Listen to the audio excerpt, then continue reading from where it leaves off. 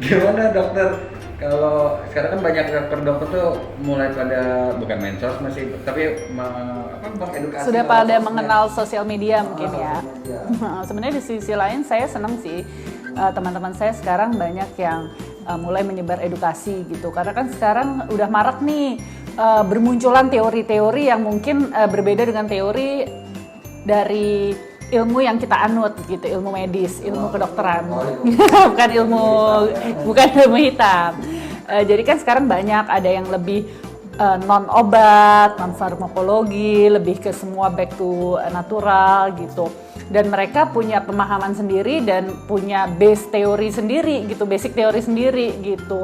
Para orang-orang yang membaca sosial media jadi melek gitu, jadi tahu gitu kalau misalnya ilmu kedokteran itu bukan hanya ilmu berdasarkan dari penelitian yang hanya dilakukan sekali aja atau hanya penelitian yang berlangsung selama 2 tahun, tapi ini adalah suatu bentuk penelitian yang melibatkan subjek banyak, dilakukan di berbagai macam tempat, dikumpulkan, maka itu mengeluarkan suatu kesimpulan yang kita anut sebagai suatu rujukan gitu. Bisa lama, bisa lebih 10 tahun. Semakin lama, semakin banyak subjek, itu akan semakin kuat kan penelitian itu gitu. Jadi sekarang makin banyak tuh rata-rata nggak hanya percaya pada omongan orang, pada jurnal populer, tapi juga mereka benar-benar tahu bagaimana kita menguji si jurnal itu termasuk jurnal yang bagus atau enggak. Masyarakat juga menjadi punya banyak pilihan kan sebenarnya, dan mana yang lebih masuk akal untuk diikuti gitu. Iya, ya itu. Jadi kita melakukan suatu penanganan terhadap pasien, baik itu untuk melakukan diagnostik dan memberikan terapi berdasarkan atas evidence based yang sudah dilakukan oleh orang-orang sebelum kita.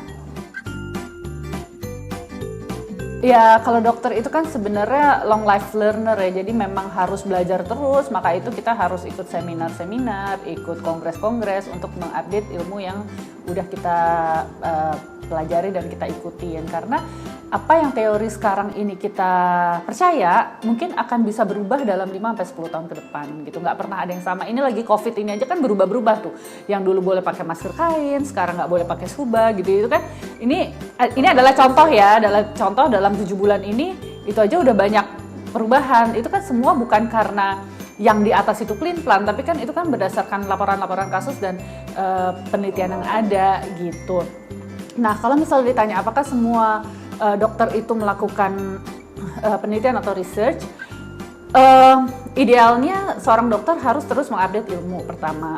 Tapi ada dokter yang lebih melakukan praktek seperti klinisi, ada yang non klinisi atau lebih mendalami ke research atau penelitian. Biasanya beliau-beliau ini, mereka-mereka ini yang lebih melakukan penelitian yang bekerja di center pendidikan gitu.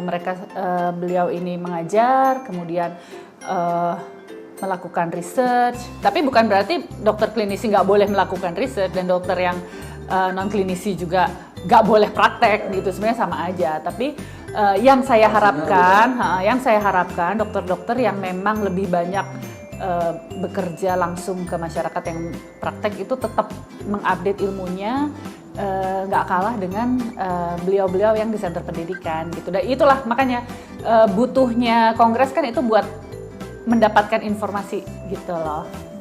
Makanya saya senang banget sekarang informasi-informasi update ilmu itu udah banyak tersebar di sosial media.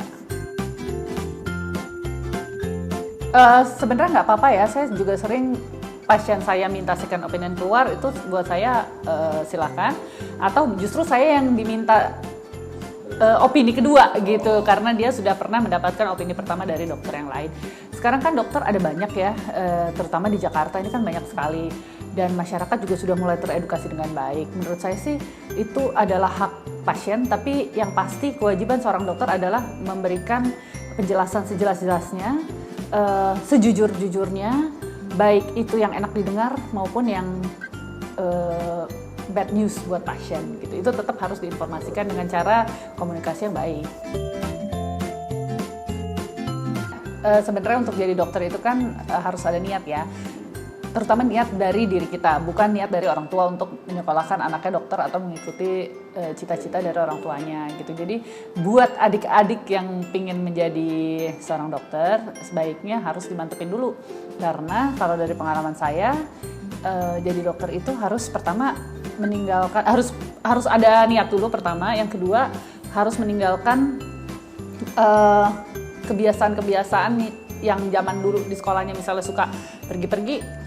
Kalau teman-temannya pada nggak ngambil kedokteran ya nggak bisa pergi-pergi gitu, karena kita tiap minggu kan ujian. Di awal